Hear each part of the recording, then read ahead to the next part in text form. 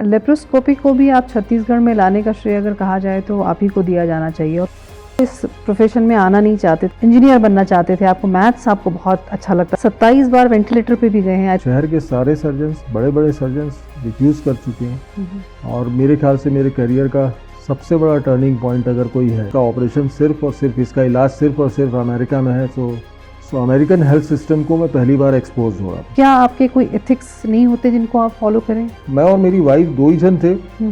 सो wife भी डर गई और मैं भी डर गया और उस वक्त रिस्पॉन्सिबिलिटीज भी बहुत थी।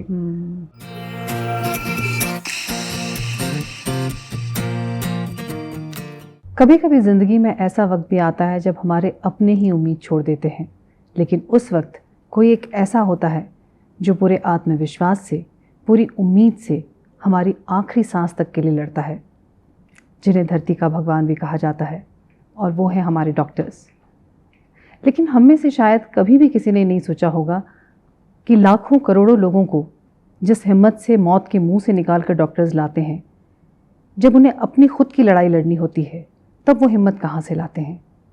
आज हम जानेंगे हमारे गेस्ट से उनके चैलेंजेस और उनके लाइफ एक्सपीरियंसेस के बारे में। हमारे साथ हैं रेनाउंड डॉक्टर दवे। नमस्ते doctor, welcome to our show.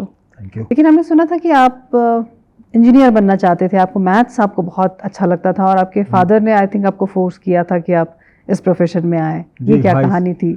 High school में जितने भी मेरे दोस्त थे मैम, वो सबके सब मैथ्स से को बिलोंग करते थे जी।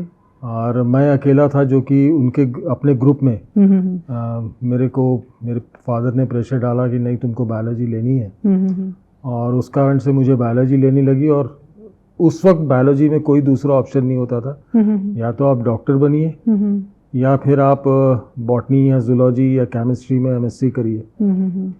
तो ऑप्शंस सारे खत्म हो गए थे। You had only one option, that आपको डॉक्टर बनना है once you have taken biology. Passion for surgeries जाने जाते हैं कि आप आई थिंक एक दिन में 10-10, 12-12 सर्जरीज आप करते हैं। तो ये पैशन आपका फिर किस स्टेज पर डेवलप हुआ?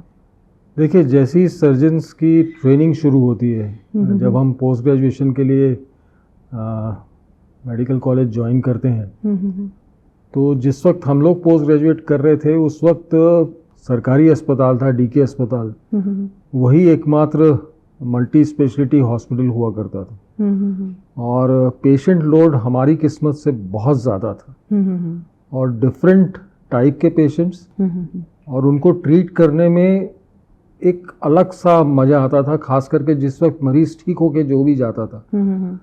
बर्न्स के पेशेंट आते थे जो कि 70%, 80%, और हम लोग जान लगा देते थे कि हमको इनको बचाना है। लिमिटेड रिसोर्सेज थे, बहुत सारी तकलीफें थी उस वक्त, बहुत सारी ऐसी बीमारियां हमको देखने मिलती थी जो आज हम नहीं देखते, जैसे अल्सर का फट जाना, परफोरेशन, पेरिटोनाइटिस, वो अब हम आज इतना फ्रीक्वेंटली नहीं देखते क्योंकि दवाइयाँ, मेडिकल ट्रीटमेंट बहुत सुधर गया उसमें। बट उस वक्त ऐसा होता नहीं था, एक दिन नहीं बीतता था जिस दिन हम लोग 1 या 2 परफोरेशन रात को इमरजेंसी ड्यूटी में ना करें। और उस वक्त अगर बात की जाए, और स्पेशली अगर हम छत्तीसगढ़ की बात करें, तो इतना मेडिकली डेवलप्ड भी नहीं था, बिल्कुल नहीं। ना तो अवेयरनेस थी, ना in terms of medical facilities भी अवेलेबल नहीं थी। तब भी आप लोग किस मतलब उस वक्त वो सब करने के लिए फिर वो जज्बा या हिम्मत कहाँ से आती थी? बिकॉज आपको मालूम है कि आपके पास वो फैसिलिटीज़ नहीं है अगर कुछ इमरजेंसी आती है तो। देखिए, फैसिलिटीज़ के नाम पर जो वर्ल्ड वाइड उस वक्त उपलब्ध था, तो उस स्टैंडर्ड की तो चीज़ें नहीं थी, मॉनिटरिंग नहीं थी, वेंटिलेटर नहीं थे। But in spite of that हम लोगों को, इसीलिए अगर आप मेरे को बोलेंगे तो आज भी हमको जो लिमिटेड रिसोर्सेज में भी काम करने की आदत है उस वक्त से पड़ गई थी कि आपको अपने जो भी साधन उपलब्ध हैं उसमें आप कैसे बेटर आउटकम दे सकते हैं। तो हमने अपने टीचर से भी यही सीखा और जो काम हम करते थे वो एक शिद्दत के साथ करते थे कि नहीं यार, इस मरीज के पीछे भिड़ना है तो you have to follow this patient. तो लेप्रोस्कोपी को भी आप छत्तीसगढ़ में लाने का श्रेय अगर कहा जाए तो आप ही को दिया जाना चाहिए। और आप उस वक्त लाए जब शायद यहाँ किसी ने उस सर्जरी को सुना भी नहीं होगा। तो क्या मुश्किलें, क्या चैलेंजेस आए उस सर्जरी को? 2 चीज़ें थी, एक तो लोगों में एक्सेप्टेंस नहीं था, अवेयरनेस नहीं थी, और दूसरा था कि आपके पास वो साधन नहीं थे, उतने संसाधन या उतने इक्विप्ड आप लोग भी नहीं थे, ट्रेंड भी नहीं थे। तो किस तरह से आपने सोचा ये रिवोल्यूशन लाने के लिए एक तरीके से कि कम संसाधन है, आप खुद इतने ट्रेन नहीं हैं, इतना बड़ा रिस्क, ये कैसे आपको ख्याल आया? देखिए 1990 में जब एमएस करके निकले तब हमारे करिकुलम में लैप्रोस्कोपिक सर्जरी नहीं थी, बट वर्ल्ड में पहली लैप्रोस्कोपिक सर्जरी हो चुकी थी।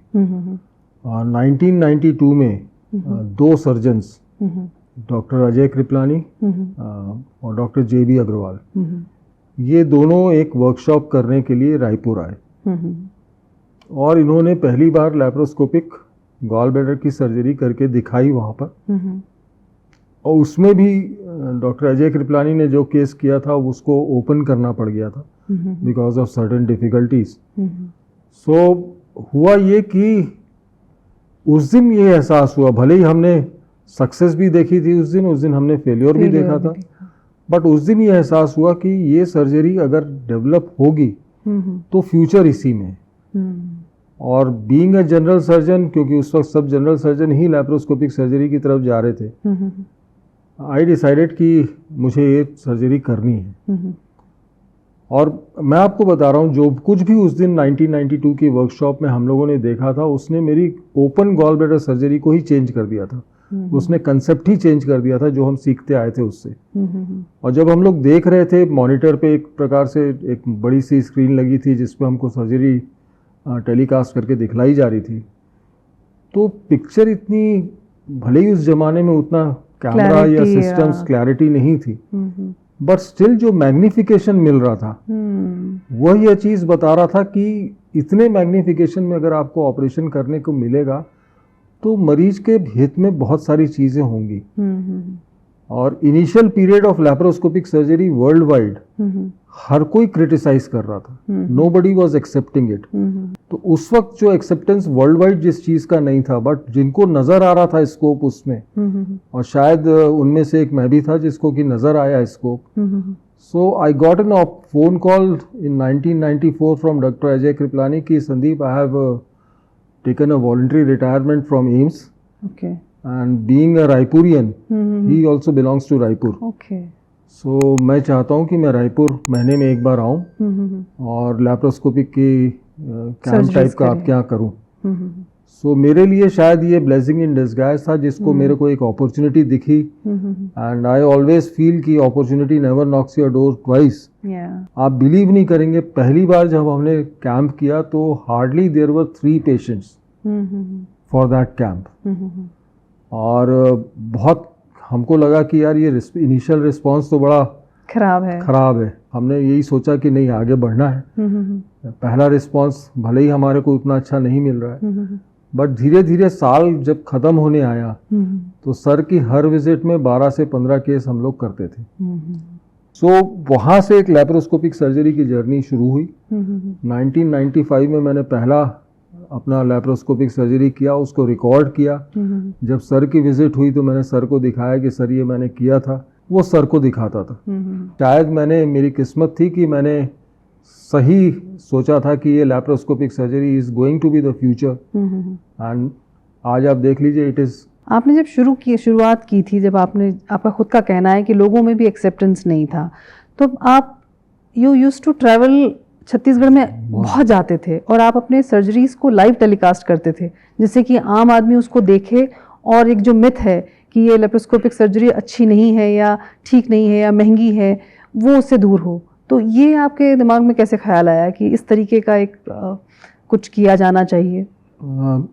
ये ख्याल मैं इसका भी श्रेय डॉक्टर कृपलानी को ही देना चाहूँगा। जब मैं कॉन्फिडेंट हो गया कि अब मैं लैप्रोस्कोपिक सर्जरी कर सकता हूँ, तो मैंने बोला सर इसको नेक्स्ट स्टेप पे ले जाने के लिए क्या करना चाहिए। सो बोले जैसे मैं रायपुर आ रहा हूँ और रायपुर के अलावा भी कई शहरों में जा रहा हूँ, वैसे तुम भी छत्तीसगढ़ में घूमो। Every weekend we use to go. हम लोग शनिवार को निकलते थे, रात को उस शहर पे पहुँचते थे। इतवार के सुबह हम लोग जो ऑपरेट करना चालू करते थे तो शाम रात तक के ऑपरेट करके फिर रात को ही वापस कार से निकल आते थे, क्योंकि हमको सोमवार को फिर यहाँ सर्जरी करनी रहती थी। तो जब भी मैं सर्जरी करता था तो मेरे दिमाग में एक ख्याल आया कि अगर इसको एक्सेप्टेबल बनाना है, लोगों को कन्विंस करना है कि आपको ये सर्जरी हम जो कर रहे हैं ये सेफ है और हम लगभग वही सर्जरी के प्रिंसिपल्स फॉलो कर रहे हैं जो कि ओपन सर्जरी के हैं।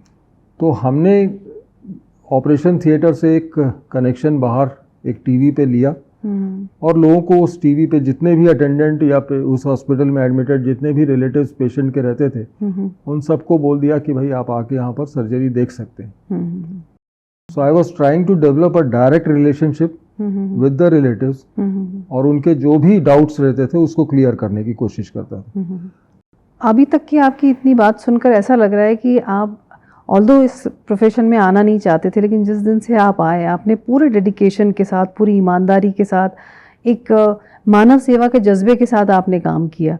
लेकिन डॉक्टर्स के दो रूप देखने को मिलते हैं अक्सर। बहुत सारे ऐसे इंसिडेंसेस हम सुनते हैं, न्यूज़पेपर में पढ़ते हैं, देखते हैं। एक अपोजिट सिनेरियो भी होता है डॉक्टर का कि लोगों के फ़ायदे उठाना, मिसयूज़ करना। सो आप इस सिनेरियो को कैसे देखते हैं? बिकॉज ये पर्सन टू पर्सन वेरी करता है, या अगर आप उस नोबल प्रोफेशन में हैं तो क्या आपके कोई एथिक्स नहीं होते जिनको आप फॉलो करें? मैं आपकी बातों से बहुत ज़्यादा हद तक के एग्री करता हूँ कि हमारे प्रोफेशन में एक जो नोबल होता था वो आज शायद उतना नोबल नहीं रह गया है। जिस दिन से मेडिकल साइंस को कंज्यूमर प्रोटेक्शन एक्ट में इंक्लूड किया गया और जितने ज़्यादा से लिटिगेशन सब डॉक्टरों के ऊपर आज की तारीख में होने लगे हैं, उसने डॉक्टर का थॉट प्रोसेस को पूरी तरह से चेंज कर दिया। अगर मैं कोई प्रोसीजर पेशेंट के ऊपर कर रहा हूँ तो ये नहीं होना चाहिए कि मैंने कुछ गलत कर दिया। इसलिए अगर आप देखेंगे तो नंबर ऑफ इन्वेस्टिगेशंस आज की तारीख में ज़्यादा होते हैं। ठीक है, मान लीजिए कोई मेरे पास में मरीज आया, अब उसकी मुझे गॉल ब्लैडर की सर्जरी करनी है और मैंने गॉल ब्लैडर करके उसको घर भेज दिया। 15 दिन बाद वो मेरे पास फिर आता है। Now he comes with jaundice. ठीक है, so most likely during surgery या सर्जरी के पहले भी उसका कोई सीबीडी में स्टोन्स था, पित्त की नली में भी कोई स्टोन था जिसने ऑब्स्ट्रक्ट किया अब स्टोन और उसको अब जॉइंटिस हो गया। सो अब इस सिनेरियो से बचने के लिए मैं क्या करूँगा? दो चीज़ें कर सकता हूँ।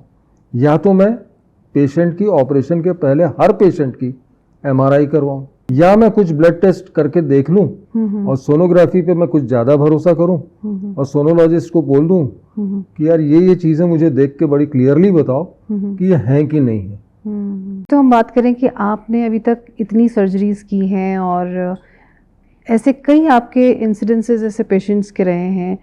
आपने खुद कहीं शायद जिक्र किया था कि एक कोई लेडी थी जिनको किसी भी डॉक्टर ने उनको ऑपरेट करने के लिए मना कर दिया था कि इनका कोई भी चांस ऑफ सर्वाइवल नहीं है। आपने उनको ऑपरेट किया और ऑपरेट करने के बाद वो ऑलमोस्ट 17-18 साल उन्होंने सर्वाइव किया।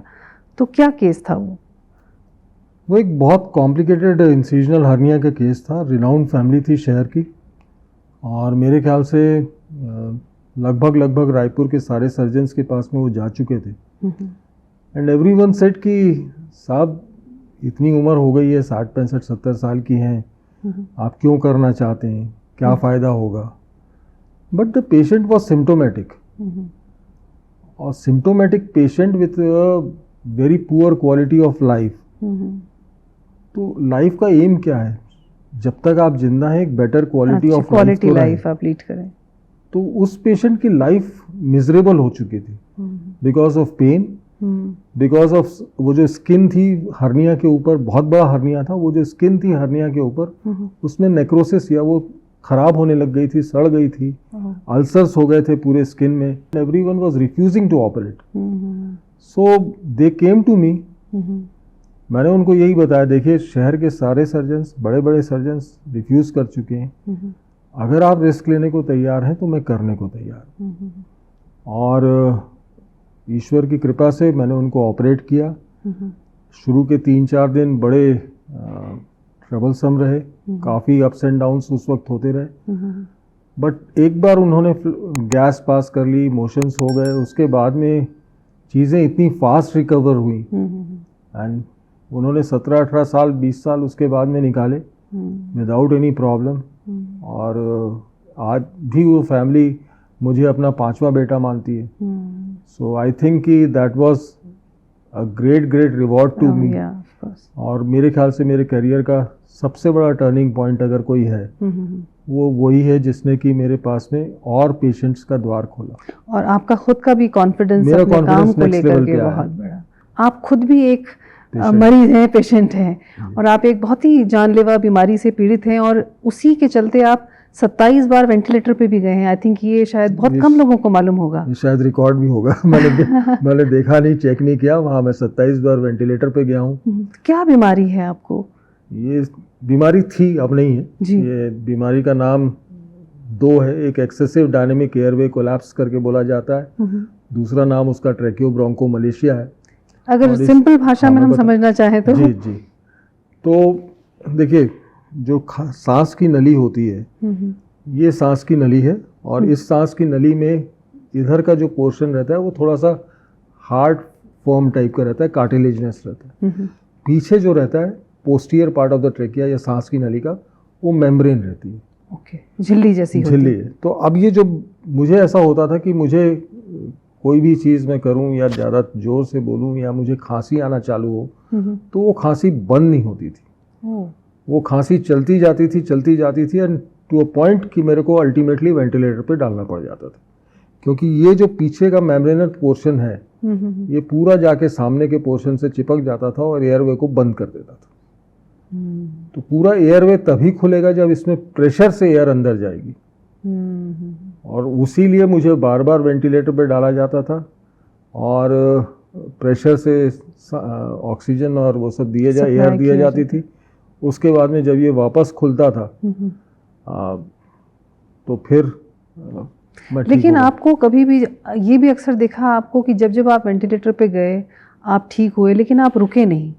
मैं काम दूसरे दिन काम और उतनी सर्जरीज, और आपने 12-12 घंटे 18-18 घंटे काम किया, लेकिन उसकी सर्जरी भी बहुत रिस्की और कॉम्प्लिकेटेड थी। तो ऐसा क्या, एक वक्त तो ऐसा आया कि जब आपको एयरलिफ्ट करके यूएसए ले जाना पड़ा, तो क्यों फिर आपने उस हद तक अपनी बीमारी को क्यों बढ़ने दिया कि वो सिचुएशन आई और फिर आपने ऑपरेट कराया?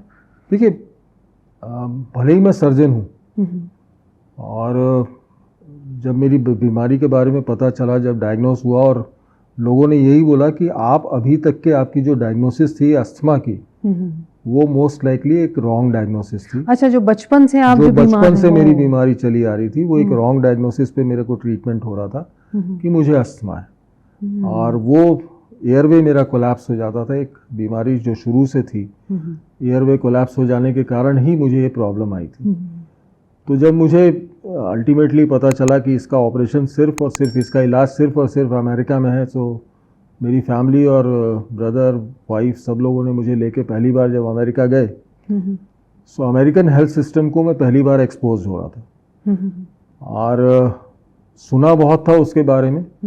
और मैं आपको जो मैंने कंज्यूमर प्रोटेक्शन एक्ट और लिटिगेशंस और ये सब चीज़ों के बारे में बताया, मैं आपको बता रहा हूँ कि उसका असर डॉक्टरों पे कैसा होता है, वो आपने वहाँ देखा। वो वहाँ पर मैंने एक्सपीरियंस किया। वो एक भी ऐसा पॉइंट नहीं था जो कॉम्प्लिकेशंस मुझे हो सकते थे, भले ही वो रेयर हों, पर उनको इतने डिटेल में बताया गया कि एज अ सर्जन, क्योंकि मैं खुद से ऑपरेशन करता हूँ, मुझे लगा महाराज बेहतर है कि मैं सर्जरी ना करवाऊँ, क्योंकि एक सर्जन को मैंने कभी अपनी मरीज को उस तरीके से कभी एक्सप्लेन किया ही नहीं था। मैं हमेशा एक ही मरीज को एक्सप्लेन करते वक्त एक ही चीज बोलता हूँ, मैं 100% लगाऊंगा अपना। मेरा प्रयास ये रहेगा कि भले ही आज की तारीख में 30% उम्मीद है, आप ग्लास आधा भरा है आधा खाली, ये दो चीजें चलती हैं। बिल्कुल। आप उसको ये बोलो कि 70% चांस है कि तुम नहीं बचोगे, या 30% चांस है कि बचोगे, तो पॉजिटिव चीजें बोलना आज वो वहां पर बहुत कमी है। वहां पर आपको हर निगेटिव से निगेटिव चीज बताएगी। और उस वक्त मैं और मेरी वाइफ दो ही जन थे, सो वाइफ भी डर गई और मैं भी डर गया, और उस वक्त रिस्पॉन्सिबिलिटीज भी बहुत थी फैमिली की। बच्चे पढ़ रहे थे, सब छोटे थे, और बहुत ज़्यादा रिस्पॉन्सिबिलिटीज थी। तो मुझे लगा कि बेहतर है कि मैं अभी ऑपरेशन ना करवाऊं। दूसरा बड़ा रीज़न जो था, ये इतनी रेयर बीमारी है कि अभी तक के आज की डेट में अगर आप मुझसे पूछेंगे तो सर्जन ने अभी तक के टोटल 350 के आसपास इस ऑपरेशन को किया है। और जिस वक्त मैं करवाने गया था उस वक्त पहली बार जब गया था तब उस वक्त 106वां या 7वां नंबर था। सो इतनी रेयर बीमारी और इतनी रेयर सर्जरी जो कि फ्रीक्वेंटली नहीं की जा रही है। तो मैंने अपने जितने टीचर्स थे उनसे भी बात करी तो उन्होंने बोला यार अगर तेरे को रात को एक मशीन लगा के सोने को ही बोला जा रहा है तो उसको लगा के सोना, जितने दिन कट सकता है काट। अच्छा, आपको रात में एक मशीन लगा के सोना पड़ता था? जी, मुझे हर रात को एक मशीन लगा के सोना पड़ता था और जिस वक्त भी खांसी आती थी उस वक्त उस मशीन को तुरंत लगा दिया जाता था। सो फिर उसके बाद में मैं सीख गया था कि मुझे कैसे जिंदगी काटनी है और मैं काफी दिन तक के ये सब 2-2.5 साल तक के इसी प्रकार से चलते रहा। बट फिर जब वो सीरियस एपिसोड आया और तब तक वाइफ को भी समझ में आ गया कि अब सर्जरी के अलावा कोई ऑप्शन नहीं बचा है। So we left for USA again and this time on ventilator. और बड़े से एयरक्राफ्ट को, जो कमर्शियल फ्लाइट है, उसको लास्ट सीट्स निकाल के उसको एक एम्बुलेंस के रूप में कन्वर्ट करके, और मेरे ख्याल से वहाँ के सर्जन्स भी शॉक्ड और सरप्राइज थे कि इंडिया से अमेरिका तक के कैसे इसको वेंटिलेटर पर लेके ये लोग पहुँचे। पर जब मैं पहुंच गया तो मेरी वाइफ बोली, को समझ में आ गया कि अब तो ये बच गया। क्योंकि अगर यहाँ तक, क्योंकि मेरे दोस्तों ने भी शायद नहीं सोचा था कि मैं वापस लौटूंगा जिस स्थिति में मुझे एयरलिफ्ट किया गया था। पर मेरे को बचना था और मेरे ख्याल से ईश्वर ने मुझे ये ज़िंदगी जो दी है उसका पर्पस सिर्फ यही है कि अभी बहुत सारे काम शायद बचे। बैक टू हम लेप्रो सर्जरी पर अगर आते हैं, लेप्रोस्कोपिक सर्जरी की एक ये मिथ है, मिथ क्या आई थिंक है भी, कि वो थोड़ा सा ओपन सर्जरी के कंपैरेटिवली थोड़ी सी कॉस्टली भी होती है, बट ऑफ कोर्स उसके अपने फ़ायदे भी हैं। लेकिन एक आम जनता को ये एक उनकी क्वेरी होती है कि यूजुअली वो मेडिकल क्लेम्स लेते हैं, इंश्योरेंस कराते हैं, तो क्या लेप्रोस्कोपिक सर्जरीज भी उन इंश्योरेंस और क्लेम में इंक्लूडेड हैं? देखिए, आपने एक बहुत इम्पॉर्टेंट क्वेश्चन आज की तारीख में उठा दिया है। इंश्योरेंस लेते वक्त आदमी ये नहीं सोचता है कि उसको ये लगता है कि कम से कम प्रीमियम में उसको ज़्यादा से ज़्यादा फ़ायदा मिल जाए। और उस वक्त जो इंश्योरेंस बेचने के लिए आया है वो उसको डिटेल में ये नहीं बताता कि क्या क्या चीज़ें इसमें कवर्ड है और कितना अमाउंट कवर्ड है। हो सकता है 100 रुपया महीना ज़्यादा देने से आपको कहीं ज़्यादा बेटर कवरेज मिल रहा है, ज़्यादा बीमारियां कवर हो रही हैं। सो आपको ये जानना बहुत ज़्यादा ज़रूरी है अपने इंश्योरेंस से, एजेंट से, जो भी आपको इंश्योरेंस स्कीम बेचने आया है, कि कौन कौन सी मेरी बीमारियां कवर होंगी इसमें और कौन कौन सी नहीं होंगी, और क्या मेरी इमरजेंसी सिचुएशन, जो इमरजेंसी कंडीशंस अगर आती हैं तो कौन सी ऐसी अब मैं आपको बताता हूँ, आप अल्कोहल कंज्यूम करते हैं या आप स्मोकिंग करते हैं, आपने इंश्योरेंस लेते वक्त उस चीज़ को मेंशन नहीं किया, आपने मेंशन नहीं किया, क्योंकि हो सकता है कि आपका वो EMI शायद बढ़ जाए या कुछ आपको किस्तें वो बढ़ जाए या आपका अमाउंट बढ़ जाए, उस वक्त आप उसको छुपाना चाहते हैं और उस वक्त आपका एजेंट भी बोलता है सर इसको मेंशन मत कीजिए, आप गलत कर रहे हैं। आपको जो कुछ भी है, आप अगर डॉक्टर से ट्रांसपेरेंसी एक्सपेक्ट करते हैं या किसी भी व्यक्ति से ट्रांसपेरेंसी एक्सपेक्ट करते हैं तो इंश्योरेंस लेते वक्त भी इंश्योरेंस कंपनी के साथ भी ट्रांसपेरेंट रहिए। आपको शायद क्योंकि मोस्ट ऑफ द टाइम ये होता है मैडम कि जब मरीज बीमार होके आता है तो उसके रिलेटिव्स आपको हिस्ट्री देते हैं, वो एक बार ब्लैक एंड वाइट में आ गया, अल्कोहल, स्मोकिंग, पान, ये सब चीज़ें अगर आ गई तो आपका इंश्योरेंस क्लेम हट जाएगा। आपकी डिजीज अब हर्निया है, आपने इंश्योरेंस लिया है मान लीजिए 6 महीना पहले और आपको हर्निया है, अब आपने इंश्योरेंस लिया था 6 महीने पहले और आपने लिख दिया हर्निया मुझे 2 साल से, आपका क्लेम फिर रिजेक्ट हो गया। कई बार ऐसा भी होता है कि कुछ बीमारियां पता नहीं है ड्यूरिंग जब आप इंश्योरेंस ले रहे हैं, उस वक्त एक मेडिकल चेकअप उनका पूरा कंप्लीट होता है इंश्योरेंस पॉलिसी देने के पहले। सो वो कई बार वो एजेंट बोलता है कि आप इसको मैं करवा के ले आता हूँ, इसके 500 रुपये भर एक्स्ट्रा लगेंगे, वो गलत। आप एक अपना थॉरो मेडिकल चेकअप क्यों नहीं करवा, इसी बहाने आपके शरीर में क्या चल रहा है ये आपको पता चल रहा है। बिल्कुल। लोग भी, अगर आज हम आम लोग हैं तो वो जेनरिक दवाइयों पर उनका ट्रस्ट इतने जल्दी बिल्डअप नहीं होता है, और कई लोग तो ऐसे होते हैं जो अफोर्ड कर सकते हैं वो तो सोचते भी नहीं है उसकी तरफ कि जेनरिक दवाइयों की तरफ जाना ही नहीं है। तो क्या अच्छाई है जेनरिक दवाइयों में? क्या ये सिमिलर मॉलिक्यूल्स हैं? सिमिलर तरीके से साइड इफ़ेक्ट्स के साथ साथ अच्छा इफ़ेक्ट भी देते हैं? नहीं, ये एक अगेन फिर से एक बहुत बढ़िया क्वेश्चन है, इसलिए क्योंकि हमारे देश की जेनरिक दवाइयों का प्रॉब्लम एक डिफरेंट लेवल पे है। आपने 2 या 3 दिन पहले, मुझे नहीं मालूम आपने पेपर में पढ़ा कि नहीं पढ़ा, कि गुजरात में एक फार्मा कंपनी ने एक एंटीबायोटिक, अच्छी खासी एंटीबायोटिक में कैल्शियम का चूना था। It was not a pure, it was a generic medicine, but उसमें कैल्शियम वो चूना था। अब ये क्वालिटी है हमारे यहाँ जेनरिक मेडिसिन की, और generic medicine are more costlier than branded company. बहुत सारी ड्रग्स अभी भी ऐसी हैं जिनकी प्राइस बहुत ज़्यादा है, और ख़ास करके ये जो जेनरिक आप बात कर रही हैं, ये जेनरिक है क्या, मतलब ये कि उसका कोई ब्रांड नेम से नहीं बेची जा रही है, ब्रांडेड नहीं है वो। तो हमारे यहाँ जो ब्रांडेड नहीं है उसमें सबसे ज़्यादा प्रॉब्लम क्वालिटी, कॉस्ट, दोनों चीज़, ऑथेंटिसिटी।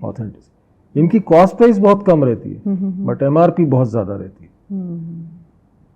सो बहुत सारी ड्रग्स हॉस्पिटल्स में भी यूज़ होती हैं, इंक्लूडिंग माइन, मैं आपको बता सकता हूँ। बट अनफॉर्चुनेट पार्ट ये है कि मार्जिन हमारी हर जगह से श्रिंक होते होते सिर्फ और सिर्फ आज की तारीख में हॉस्पिटल सेक्टर में सिर्फ फार्मेसी में रहेगी। सो ये एक सबसे बड़ा रीज़न है कि आप क्वालिटी कंट्रोल के नाम पर जेनेरिक पे एक बहुत बिलो क्वालिटी दवाइयाँ हमारे देश में मिल रही है। इसीलिए हर डॉक्टर ये कोशिश करता है कि एक ब्रांडेड मॉलिक्यूल ही लिखने की कोशिश कर रहा है इंडिया में। इस पे बहुत बहस हुई, लोगों को बोला गया था, अभी कुछ दिन पहले ही, कुछ महीनों पहले बोला गया था कि आपको ब्रांडेड नाम नहीं लिखना है, ब्रांड नाम नहीं लिखना है, you have to write only the molecule.